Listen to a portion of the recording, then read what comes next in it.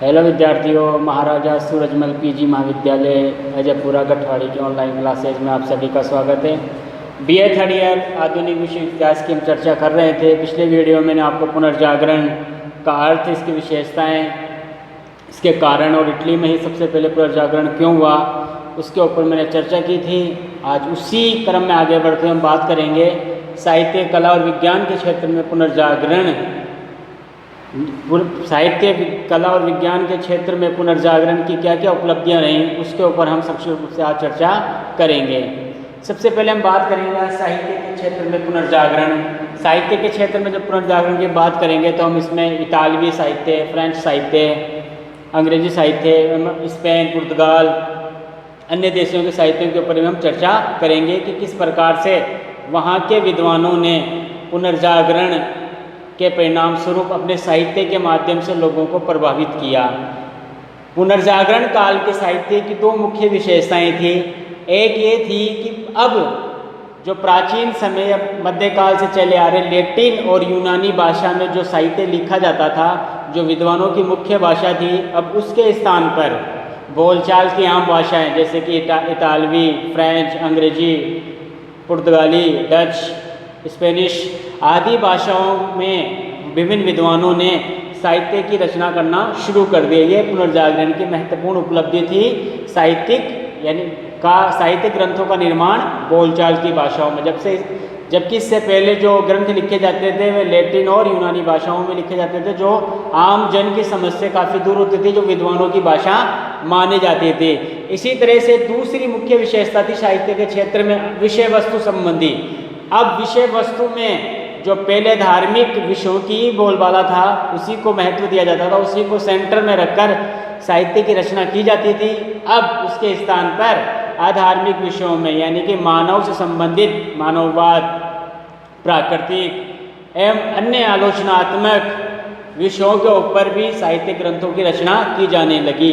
इस प्रकार से बोलचाल की भाषा और विषय संबंधी जो लेखन है उसमें परिवर्तन हुआ। यही पुनर्जागरण काल में साहित्य के क्षेत्र में महत्वपूर्ण उपलब्धि मानी जाती है। अब हम बात करेंगे साहित्य के क्षेत्र में इतालवी साहित्य की। इतालवी साहित्य की यानी कि इटली का साहित्य।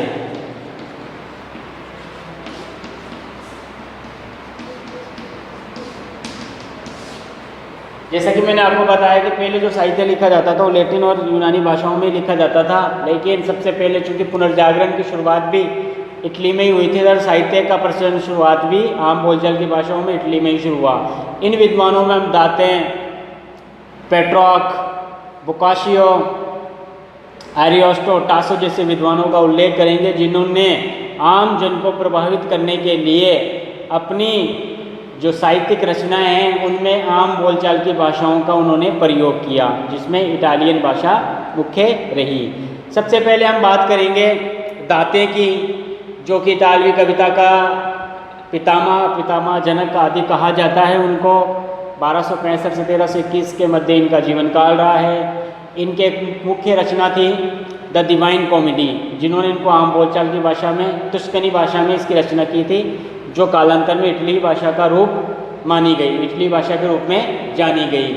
हालांकि उनको लैटिन भाषा में महारत हासिल थी और उनके बहुत सारे ग्रंथ लैटिन भाषा में भी लिखे गए, जिनमें द मोनाशियो, द इलोकोशिया जैसे ग्रंथ उन्होंने लैटिन भाषा में लिखे। लेकिन द डिवाइन कॉमेडी उनकी प्रथम रचना के रूप में चर्चित रही। उसमें उन्होंने क्या किया, आम बोलचाल की लोकल भाषा का, मातृभाषा का उन्होंने प्रयोग किया। इस ग्रंथ में उन्होंने तत्कालीन संपन्न एवं कुलीन समाज से संबंधित विभिन्न धारणाओं को अपने ग्रंथ में समाहित किया। इसी तरह से दाते के बाद जो प्रमुख विद्वान आते हैं, पेट्रॉक, जो मानववादियों का पिता भी कहलाता है, प्रथम मानववादी के रूप में भी जाने जाते हैं।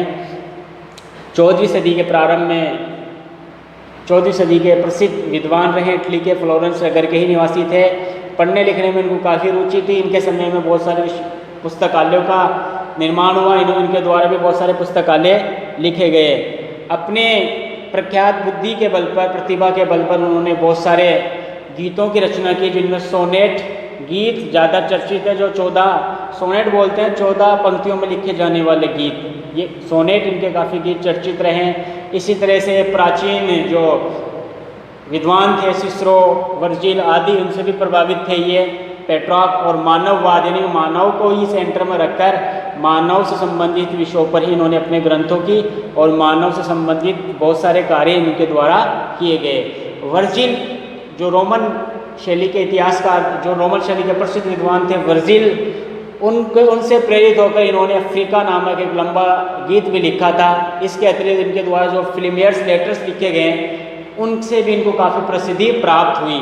इस प्रकार से मानववादी विद्वान के रूप में पेट्रार्क का उदय हुआ और पेट्रार्क ने विभिन्न पुस्तकालयों का निर्माण करवाया और अपनी छाप इटालियन साहित्य और यूरोप में इन्होंने छोड़ी। इसके बाद हम बात करते हैं दाते पेट्रो के बाद बात करते हैं बोकाशियो। बोकाशियो या बोकाचियो नाम से प्रसिद्ध है। ये पेट्रार्क के शिष्य थे। ये लैटिन गद्य के पिता कहे जाते हैं। इनके एक प्रसिद्ध रचना थी डेकामेरॉन। डेकामेरॉन इनकी प्रसिद्ध रचना थी जिनमें 100 कहानियों का संग्रह था। डेकामेरॉन में 100 कहानियों का संग्रह था और ये कहानी तत्कालीन कुलीन एवं संपन्न समाज में व्याप्त नैतिक भ्रष्टाचार का विस्फोट चित्रण हमारे सामने प्रस्तुत करती है। डेकामेरॉन जो रचना बोकाशियो की है वह 100 कहानियों का लगभग एक संग्रह है जिनमें तत्कालीन कुलीन एवं संपन्न जो समाज था उनके में व्याप्त जो नैतिक भ्रष्टाचार है उनका विस्तृत चित्रण हमारे सामने प्रस्तुत करती है। इसी तरह से अन्य इटालियन साहित्यकारों में अरिस्टो, टासो जैसे विद्वानों का भी उल्लेख किया जा सकता है। उनकी भी एक अपनी महत्वपूर्ण रचनाएं थी जो इनके माध्यम से उन्होंने प्रभावित किया इनको तत्कालीन इटालियन साहित्य को और पुनर्जागरण काल में उनका भी काफ़ी नाम रहा। इसी तरह से हम बात करते हैं फ्रेंच साहित्य।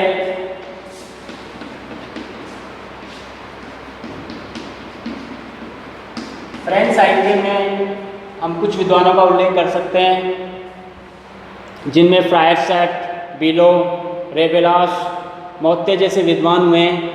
लेकिन इन सभी विद्वानों में रेबेलास सबसे मुख्य माना जाता है। रेबेलास अपने आप में एक उच्च कोटि का विद्वान था और डच लेखक इरेस्मस का वह काफ़ी बड़ा प्रशंसक था।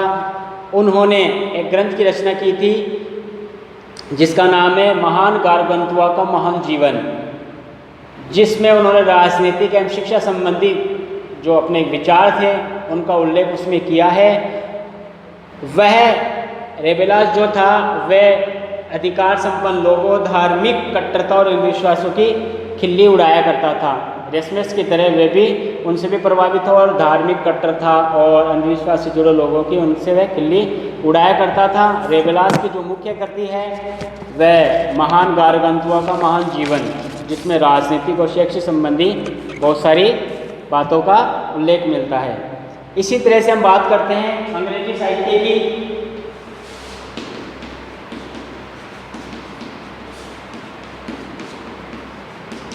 अंग्रेजी साहित्य में भी पुनर्जागरणकालीन प्रभाव पड़ा साहित्य के क्षेत्र में और बहुत सारे विद्वान अंग्रेजी साहित्य में उत्पन्न हुए हैं जिन्होंने अपनी विद्वता के माध्यम से बहुत सारे साहित्य ग्रंथों को रचना किया और यूरोप अंग्रेजी जनता को काफ़ी प्रभावित किया, जिनमें हम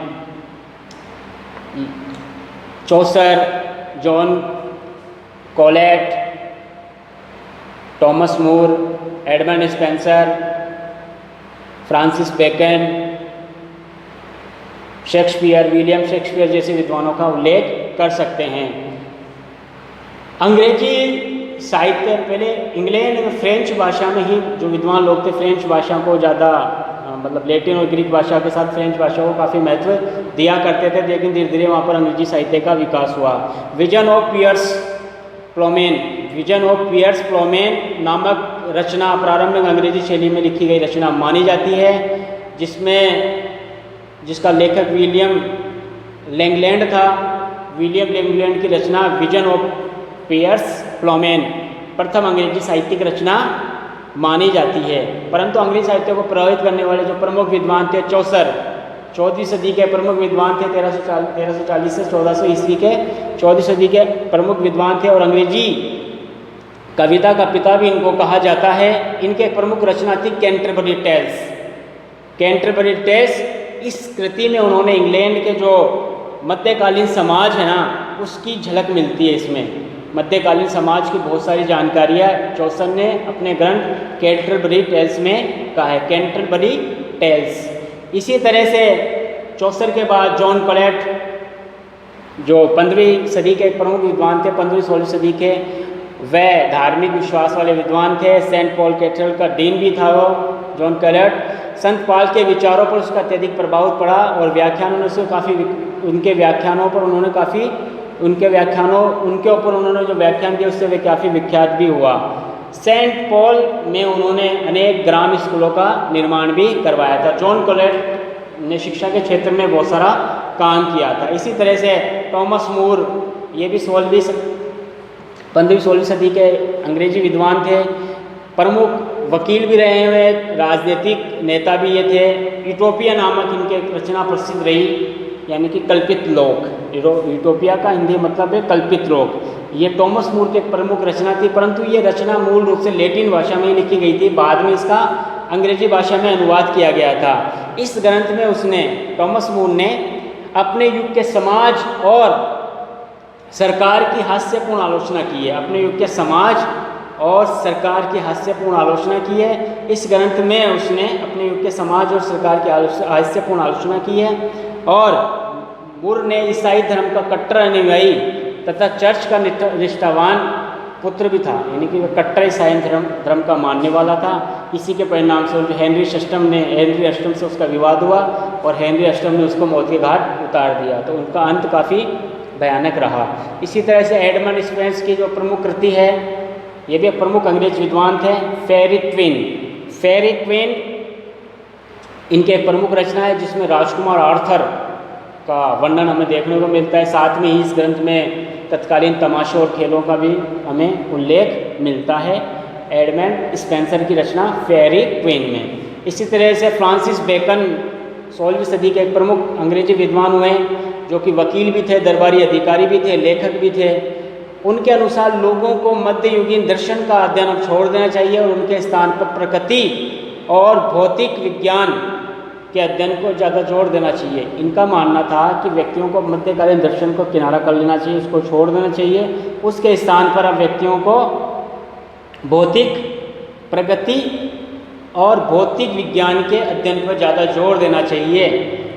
इनकी कुछ प्रसिद्ध रचनाएं हैं, जिनमें द एडवांसमेंट ऑफ लर्निंग, यानी कि विद्या की उन्नति, द एडवांसमेंट ऑफ लर्निंग, ये फ्रांसिस बेकन की प्रमुख रचना है। इसके अतिरिक्त द न्यू एटलांटिस भी इनके एक प्रमुख रचना है। अब हम इनके बाद बात करते हैं विलियम शेक्सपियर की, जो अपने आप में बड़ी शख्सियत रही है, अंग्रेज विद्वान रहे हैं। वे बहुमुखी प्रतिमा के धनी थे। उनके द्वारा जो ग्रंथ लिखे गए हैं वो पूरे विश्व में आज भी चर्चित है, कई भाषाओं में उनका अनुवाद हो चुका है। उनके जो रचना थी, उन्होंने सभी क्षेत्रों को सम्मिलित किया, उनमें सभी लोगों को, उनमें समाज के सभी वर्गों का उनमें उन्होंने हिस्सा दिया। जैसे कि हम बात कर सकते हैं साधु संत की, सेवक सेविका की, राजा सम्राट की, सैनिक असैनिक की, सैनिक सेनापति की, वैश्या गायिका की, भिखमंगा निर्धन की, हत्यारा परमार्थी आदि सभी का करैक्टर अपने ग्रंथों में उन्होंने उतारा है। उनके जो ग्रंथ थे वे हास्य प्रधान भी थे, दुखांत भी थे, ऐतिहासिक भी थे।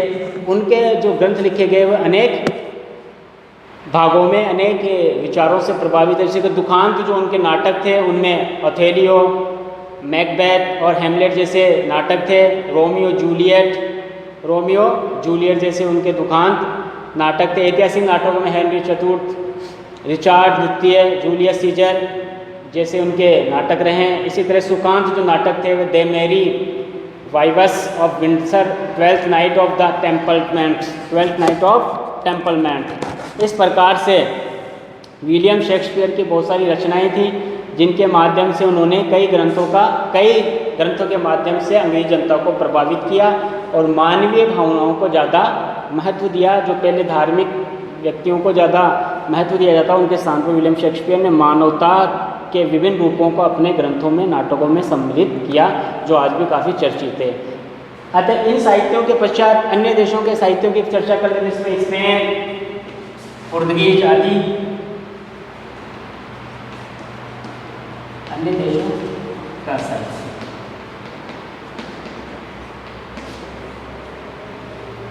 स्पेन, पुर्तगाल, हॉलैंड, जर्मनी आदि देशों में भी बहुत सारे विद्वान हुए पुनर्जागरण काल में। उन्होंने अपने ग्रंथों के माध्यम से अपने देशवासियों को काफ़ी प्रभावित किया। यूरोप में उनका काफ़ी महत्व होने लगा, महत्वपूर्ण स्थान उनका बनने लगा। इनमें हम विद्वान की बात करते हैं, स्पेन के सर्वेंतास या सर्वेंटीज, ये 16वीं 17वीं सदी के प्रमुख विद्वान। इनकी एक रचना थी डॉन क्विक्सॉट। ये जो रचना थी, इसमें जो मध्यकालीन शूरवीरता थी ना, उसका बखोल उड़ाया गया, मजाक उड़ाया गया है सर्वेंटीज के द्वारा या सर्वंताज के द्वारा। ये किसकी रचना थी? स्पेन के प्रसिद्ध लेखक सर्वेंटेज की रचना थी डॉन क्विक्सॉट। डॉन क्विक्सॉट को एक कैरेक्टर के रूप में उन्होंने उतारा जो अपने आप में ही संपूर्ण खुद को मानता था और जो कुछ करता था वे उनके द्वारा ही, मतलब वो हर कुछ करना चाहता था। इस वजह से उनकी प्रकृति काफ़ी प्रसिद्ध रही। इसी तरह से पुर्तगाल के कैमोन्स एक प्रसिद्ध विद्वान हुआ जिन्होंने वास्को डी गामा की जो यात्राओं, भौगोलिक खोजें थी, जलमार्ग की जो यात्राएं थी, उनके ऊपर लूसियाड नामक महाकाव्य की रचना की थी। कैमोन्स ने वास्को डी गामा की जो खोजें थी ना, उनके ऊपर लूसियाड नामक महाकाव्य की रचना की थी। इसी तरह से जर्मनी में भी रुडोल्फ एग्रीकोला, कोनार्ड केल्टस ने मानववादी विचारों को आगे बढ़ाया। रुडोल्फ एग्रीकोला और कोनार्ड केल्टस ने जैसे मानववादियों ने अपने विचारों को आगे बढ़ाया।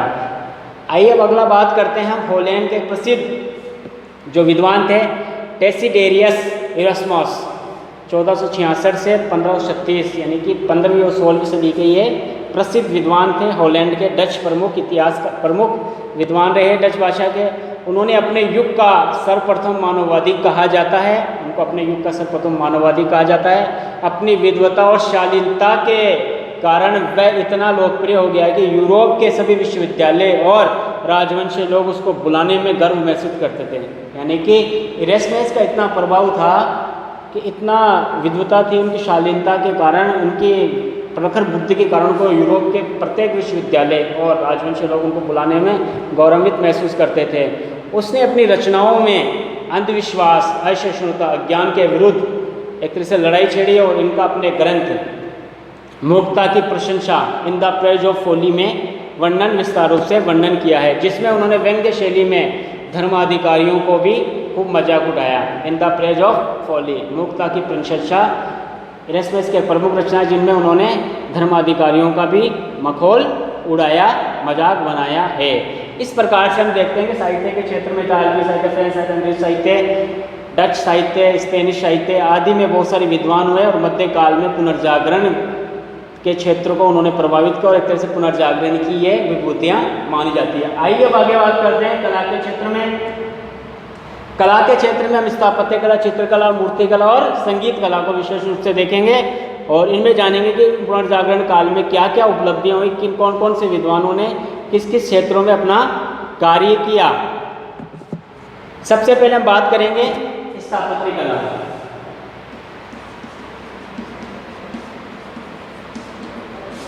यूरोप में मध्यकाल में स्थापत्य कला के क्षेत्र में एक शैली थी गोथिक शैली, एक तरह से परंपरावादी शैली वही थी और इसी शैली में भवन आदि निर्माण का कार्य हुआ करता था।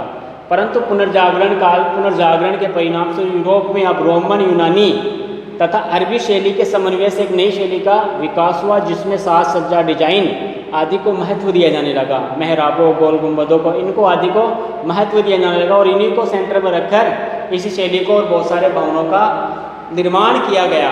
इस प्रकार से स्थापत्य के क्षेत्र में यूरोप में कई परिवर्तन देखने को मिले। सबसे पहले परिवर्तन हमें ऑब्वियसली बात है कि इटली में सबसे पहले पुनर्जागरण की शुरुआत हुई, तो स्थापत्य के क्षेत्र में भी इटली ने ही काफ़ी महत्वपूर्ण भूमिका अदा की। इस नवीन शैली को संरक्षण देने में इटली के जो प्रसिद्ध नगर था फ्लोरेंस, जो कलाकारों का गढ़ माना जाता था, उनमें जो विद्वान एक प्रसिद्ध उनके राजा थे लोरेंजो द मेडिची, उन्होंने अनेक कलाकारों को अपने राज्य में संरक्षण दिया और उनको भी स्थापत्य कला में रुचि थी और विशाल एवं सुंदर उद्यान उनके द्वारा बनवाए गए। किनको? लोरेंजो द मेडिची के द्वारा, जो खुद स्वयं स्थापत्य कला में रुचि लिया करते थे। इटली के एक प्रसिद्ध स्थापत्यकार हुए हैं फिलियो ब्रूनोलेस्की। इसने रोमन स्थापत्य शैली की विशेषताओं के आधार पर नवीन शैली का विकास किया। ब्रूनोलेस्की ने रोमन स्थापत्य शैली की विशेषताओं के आधार पर एक नवीन शैली का निर्माण किया, विकास किया, और इसने मेहराबों और स्तंभों की प्रधानता को रखते हुए, यानी कि अपनी शैली में मेहराबों स्तंभों की प्रधानता को रखते हुए फ्लोरेंस के गिरजाघर का गुंबद बनवाया। ब्रूनोलेस्की ने फ्लोरेंस के, इटली के नगर फ्लोरेंस के गिरजाघर का गुंबद बनवाया, जिसमें मेहराबों और स्तंभों का काफ़ी महत्वपूर्ण क्या था, महत्वपूर्ण स्थान था। इससे पता चलता है कि वे अपने समय का एक प्रसिद्ध विद्वान रहा होगा। इसी गिरजाघर के अलावा इसी गिरजाघर के अलावा यूरोप में अनेक इमारतों का निर्माण हुआ, भवनों का निर्माण हुआ, जिनमें हम बात कर सकते हैं संत पीटर का गिरजाघर। संत पीटर का गिरजाघर, इसका निर्माण जो कार्य देखा गया है, इसको निर्माण करने में अनेक कलाकारों का योगदान है, जिसमें माइकल एंजेलो और राफेल जैसे इटालियन स्थापत्यकारों का महत्वपूर्ण योगदान रहा। उन्हीं की देखरेख में संत पीटर का गिरजाघर का निर्माण किया गया। इस गिरजे का जो विशाल गुंबद है वह रेनेसां काल की अभूतपूर्व उपलब्धि मानी जा सकती है। संत पीटर गिरजाघर का जो विशाल गुंबद है ना, भव्य गुंबद, वह रेनेसां काल की अमूल्य देन है।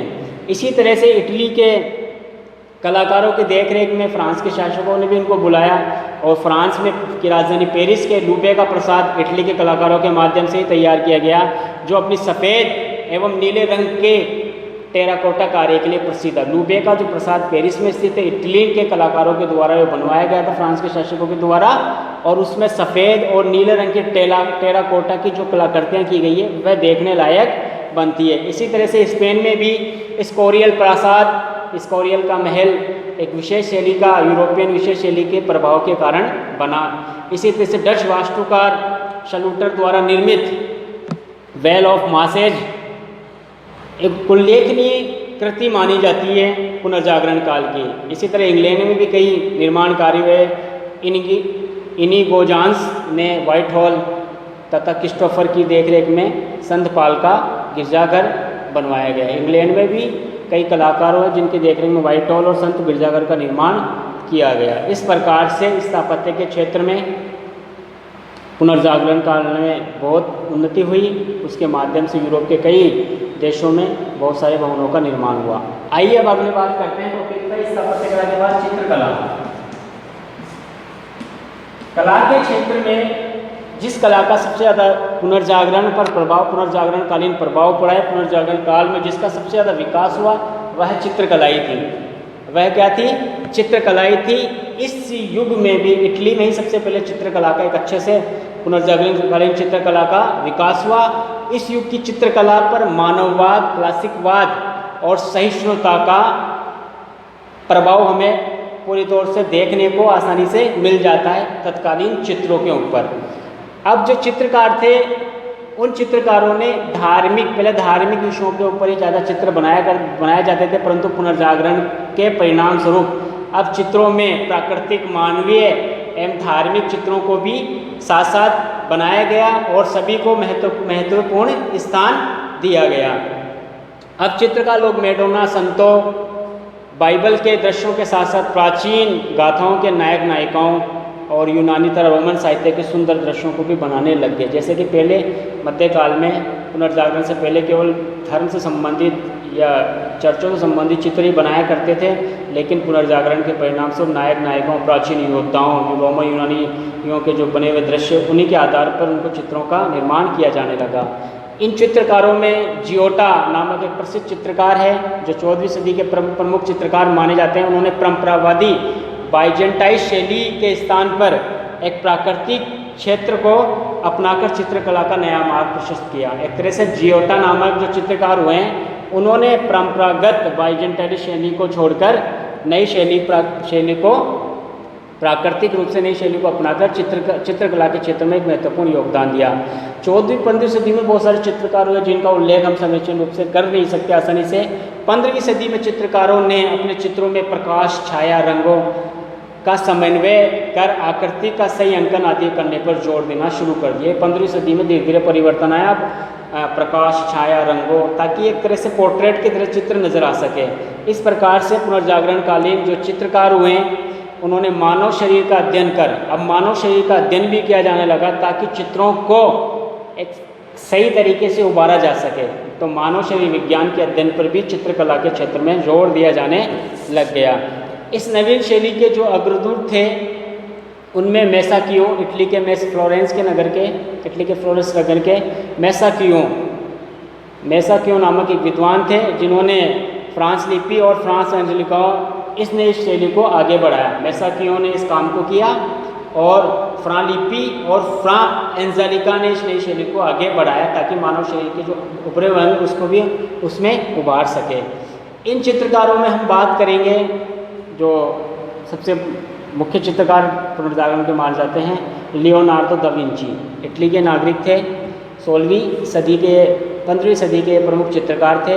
ये चित्रकार के साथ साथ कलाकार, वैज्ञानिक, आविष्कार, सैनिक, इंजीनियर और शरीर का विद्यार्थी, इसको हम मान सकते हैं। कई क्षेत्रों में इनकी उपलब्धियां थी। उनके चित्रों को देखकर ये सहज ही अनुमान लगाया जा सकता है कि एक चित्रकार भी बाह्य दृश्यों या मानव आकृति को कैमरे की तरह अपने चित्रों में उकेर सकता है। यानी कि उनके चित्रों की और जब विशेषताओं को हम जब देखते हैं तो उसमें ऐसा लगता है कि जैसे कि किसी व्यक्ति ने कैमरे के द्वारा ये चित्र खींचे होंगे, क्योंकि उनके चित्रों में जो उबारपन है, प्राकृतिक दृश्य हैं, जो मानव के वात्सल्य और का रूप है, जो सादगी है ना, वो देखने को ही बनती है। इनके दो प्रमुख चित्र हैं, मोनालिसा, द लास्ट सपर यानी कि अंतिम भोजन। ये दो प्रमुख चित्र हैं जो लियोनार्डो दा विंची की प्रमुख कृति मानी जाती है। इनके चित्रों की कुछ मुख्य विशेषताएं थी, जैसे कि प्रकाश और छाया, रंगों का चयन, शारीरिक अंगों का चयन। ये सब इनके चित्रों की क्या मानी जाती है, विशेषता मानी जाती है। इन्हीं चित्रकारों में हम माइकल एंजेलो की भी बात करेंगे। माइकल एंजेलो स्थापत्यकार के साथ साथ, स्थापत्य वास्तुकार के साथ साथ एक प्रमुख चित्रकार भी था। उन्होंने रोम में पोप पीटर का दूसरा कैथेड्रल बनवा रहा, जब रोम का पोप पीटर का दूसरा कैथेड्रल बनवा रहा था तो उसके गुंबद की रूपरेखा माइकल एंजेलो के द्वारा ही बनवाई गई थी। जो पोप का जो वेटिकन सिटी में जो गुंबद है उसका रूपरेखा माइकल एंजेलो के द्वारा ही बनाई गई थी। एंजेलो ने ठोस संगमरमर के आधार पर डेविड और मूसा के आदमकद मूर्तियां भी बनवाई थी। स्थापत्य के क्षेत्र में उनके अपने उल्लेखनीय कार्य रहे। इसी तरह से पोप ने उसे सिस्टाइन चैपल की भीतरी छत को चित्रित करने का कार्य भी सौंपा था, जिन्हें लगभग 4.5 वर्षों में कड़ी मेहनत के बाद उन्होंने इस कार्यों को सफलता के अंजाम तक पहुंचाया। और इन चित्रों में जो लास्ट जजमेंट, अंतिम निर्णय, जो सर्वश्रेष्ठ चित्र माना जाता है, उसमें जो व्यक्ति नज़र आता है वह इतना डरा हुआ, इतना सेमा हुआ नजर आता है जो देखने को ही बनता है। ये माइकल एंजेलो की कृति की रचना मानी जाती है। तो स्थापत्य वास्तुकार के साथ साथ एक प्रमुख चित्रकार भी वह था। राफेल नामक विद्वान की भी चर्चा हम कर सकते हैं। Leonardo da Vinci, Michael Angelo के साथ राफेल का भी एक प्रमुख चित्रकार पुनर्जागरण काल में आया था। हालांकि 37 वर्ष की उम्र में इनका देहांत हो चुका था, फिर भी इनकी जो कृति हैं उसमें सिस्टाइन मैडोना का जो चित्र है वह देखने को ही मिलता है। राफेल के चित्रों में जो विशेषता मिलती है ना, वो सजीवता, वात्सल्य, सुंदरता, मातृत्व और भक्ति की प्रधानता इनके चित्रों में देखने को मिलती है। कुछ विद्वानों का मानना है कि किसी भी हालत में राफेल जो चित्रकार थे वे माइकल एंजेलो से कम नहीं थे। तो इस प्रकार से चित्रकला के क्षेत्र में इटली के जो चित्रकार थे उनकी अपनी महती भूमिका रही है पुनर्जागरण काल में। कुछ अन्य देशों के भी चित्रकार हुए, जिनमें तीशियन, ये भी इटली के एक प्रमुख चित्रकार थे। पोर्ट्रेट बनाने का इनको महारत हासिल थी। पोर्ट्रेट का निर्माण सबसे पहले तीशियन के नेतृत्व में ही किया गया। बेल्जियम के जो आइक बंधु थे, हर्बर्ट वॉन आइक, जॉन वॉन आइक, उन्होंने चित्रकला के क्षेत्र में एक नई खोज की। पहले जो चित्र बनाए जाते थे उसमें कलरों का जो मिलान किया जाता था उसमें अंडे की जर्दी मिलाई जाती थी, परंतु इन्होंने अंडे की सफ़ेदी के स्थान पर अब तेल का उपयोग करने लग गए। तो इस प्रकार से इनकी नई खोज थी, आइक बंधुओं की, हर्बर्ट और जॉन आइक की एक नई खोज थी। इस प्रकार से चित्रकला के क्षेत्र में पुनर्जागरण के समय चित्रकला का क्षेत्र अपने आप में बहुत विकसित माना जाता है। इसके बाद हम बात करेंगे मूर्तिकला।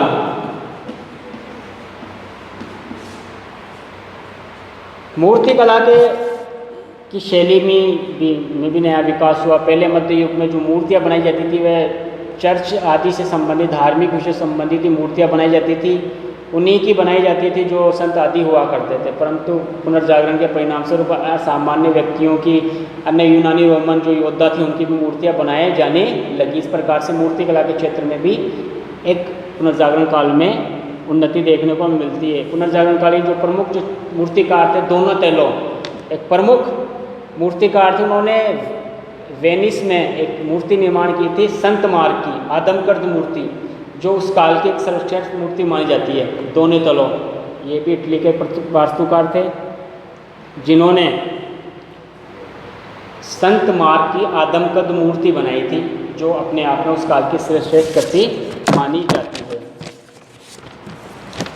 इसी तरह से लोरेंजो गिबर्ती भी एक प्रसिद्ध मूर्तिकार हुए हैं 14वीं और 15वीं सदी में। 15वीं सदी के प्रसिद्ध मूर्तिकार हुए लोरेंजो गिबर्ती। उसने फ्लोरेंस की बैप्टिस्ट्री यानी कि धर्म संस्कार में, जो ईसाई धर्म संस्कार में बपतिस्मा किया जाता है, उसका एक भवन होता था, उसको बैप्टिस्ट्री कहा जाता था। उसके 2 दरवाजे पर लोरेंजो गिबर्ती ने अद्भुत नक्काशी की थी, जिसको गिबर्ती की एक प्रमुख देन मानी जाती है। दरवाजे कांसे के थे और 10 लंबे फलकों पर नक्काशी की गई थी इन कांसों पर, और प्रत्येक पर बाइबल की एक कहानी अंकित की थी। लोरेंजो गिबर्ती एक प्रमुख नक्काशीकार के रूप में जाने गए हैं जिन्होंने ये काम किया था। बहुत बारीक काम था, कांसे के दरवाजों पर 10 लंबे फलकों पर नक्काशी का उनके द्वारा काम किया गया था। इस प्रकार से माइकल एंजेलो की हम पहले ही बात कर चुके, जिन्होंने मूसा एंड दाऊद की आदमकद मूर्तियाँ बनवाई थी। इस प्रकार से मूर्ति कला के क्षेत्र में एक अच्छा काम पुनर्जागरण हुआ। अंतिम रूप से लेते हैं संगीत कला।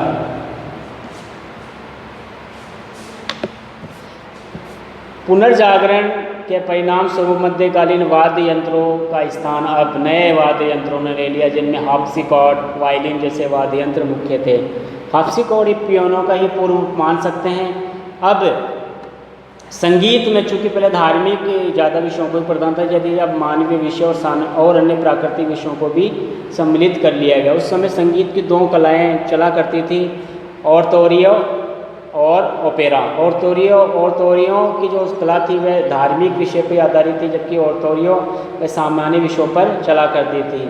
मास्किन दस एक प्रमुख संगीतकार उस समय का माना जाता है। गियोनी पॉलेस्ट्रॉय नामक एक प्रसिद्ध विद्वान हुए, संगीतज्ञ हुए, जिन्होंने एक संगीत के ऊपर पुस्तक भी लिखी थी। 16वीं सदी में उनकी पुस्तक प्रचलित भी हुई थी। संगीत के क्षेत्र में पुनर्जागरण का विकास हुआ। आइए हम बात करते हैं अब विज्ञान के क्षेत्र में। अंतिम हमारा बिंदु है विज्ञान के क्षेत्र में। पुनर्जागरण के काल में यूरोप में विज्ञान के क्षेत्र में भी महत्वपूर्ण उपलब्धियाँ हुई।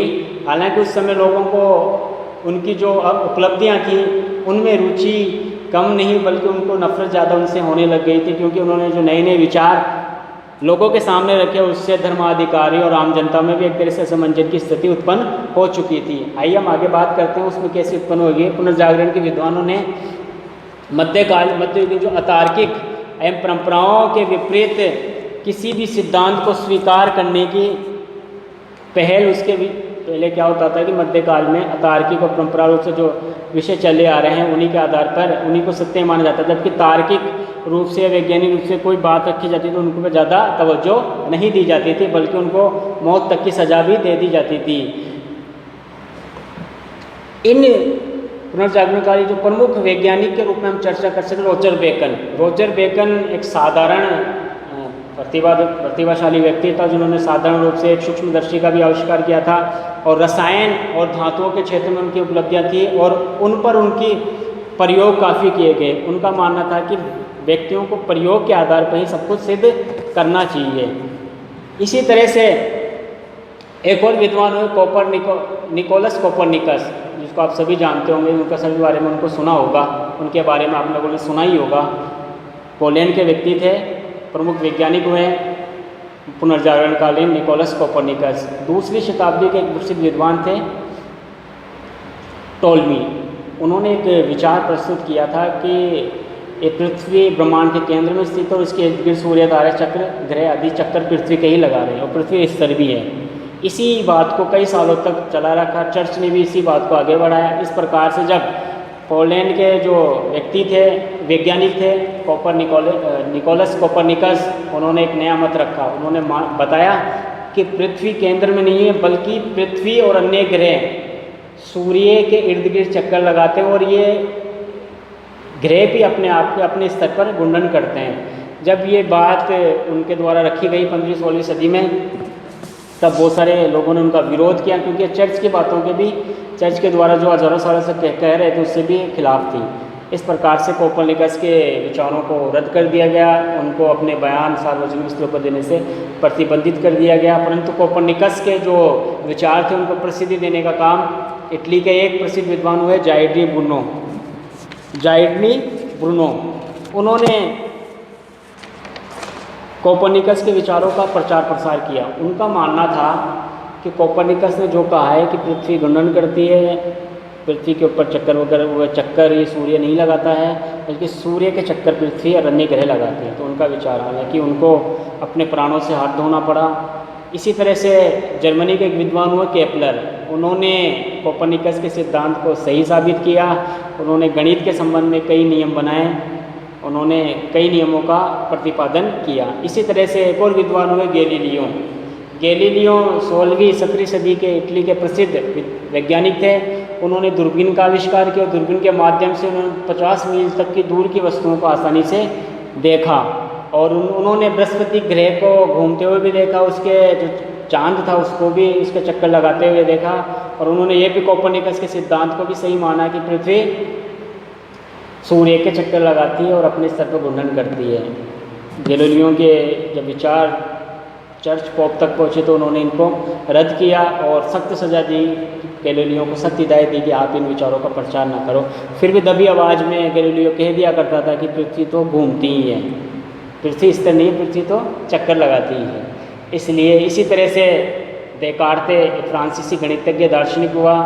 उसकी एक सबसे बड़ी खोज ये थी कि उन्होंने बीज गणित का उपयोग ज्यामिति में करने का उन्होंने सूत्र ढूंढ लिया। बीज गणित का उपयोग सबसे पहले ज्यामिति में किसने करना सिखाया? देकार्ते, फ्रांसीसी गणितज्ञ थे और दार्शनिक थे। ये भी पुनर्जागरण की एक महत्वपूर्ण उपलब्धि रही है।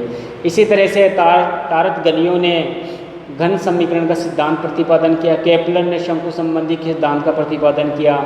एक और विद्वान का उल्लेख हम कर सकते हैं पुनर्जागरण काल में, 17वीं-18वीं सदी के विद्वान थे आइजैक न्यूटन अपने समय के प्रतिमामुखी व्यक्ति थे, बहुमुखी प्रतिभा के धनी थे और इतने प्रखर विद्वान थे कि 27 वर्ष की आयु में कैम्ब्रिज विश्वविद्यालय के गणित के प्रोफेसर बन चुके थे अपने समय में। इनका जो सबसे मुख्य सिद्धांत था गुरुत्वाकर्षण का बल का सिद्धांत। इनका कहना था कि पृथ्वी, सूर्य वगैरह आदि जो ग्रह तारे हैं सब एक दूसरे से गुरुत्वाकर्षण बल की दूरी के कारण ही आपस में दूरी बनाए हुए हैं और चांद भी पृथ्वी के जो चक्कर लगाता है गुरुत्वाकर्षण बल के परिणाम स्वरूप ही करता है। इस प्रकार से उन्होंने अपने पुनर्जागरण के विद्वानों के मत को सही साबित किया। हालांकि इनके जो मत था वो बाद में जारी हुए। 1687 में जाकर उनका ये गुरुत्वाकर्षण का सिद्धांत है, उनकी जो प्रमुख रचना है प्रिंसिपिया, उसमें जारी किया गया। आइजैक न्यूटन का अपने समय का काफ़ी महत्वपूर्ण स्थान रहा है। इसी तरह से रसायन के क्षेत्र में वॉल हेलमोट जैसे विद्वानों ने 1630 में एक मत का कार्बन डाइऑक्साइड की गैस की खोज की और उन्होंने ये भी कहा कि गैस और वायु दोनों अलग अलग चीज़ें हैं। ये वॉल हेलमोट का खोज थी जो 1630 में उन्होंने की थी रसायन के क्षेत्र में। इसी तरह से चिकित्सा के क्षेत्र में भी 1543 में नीदरलैंड के एक वैज्ञानिक थे पेसेडियम ने मानव शरीर की बनावट नामक पुस्तक लिखी थी। मानव शरीर की बनावट नामक पुस्तक लिखी थी जिससे काफ़ी फ़ायदा हुआ। इसी तरह से इंग्लैंड के एक विद्वान थे, वैज्ञानिक थे विलियम हार्वे ने पता लगाया कि हृदय रक्त को धमनियों के द्वारा सारे शरीर में भेजता है। इसके कारण रक्त चढ़ाने और हृदय और ग्रंथियों के रोगों की चिकित्सा संभव हो पाई। इस प्रकार से हम देखते हैं कि पुनर्जागरण काल में विज्ञान के क्षेत्र में भी महत्वपूर्ण उपलब्धियां हमारे सामने आज भी उपस्थित है। और पुनर्जागरण अपने आप में क्यों उसकी चर्चा की जाती है, इसको आपने जब पढ़ा होगा उससे आप समझ ही लिया होगा कि पुनर्जागरण का कितना महत्व है विश्व इतिहास में। आज के लिए इतना ही, अगली क्लास में फिर मुलाकात होती है। धन्यवाद।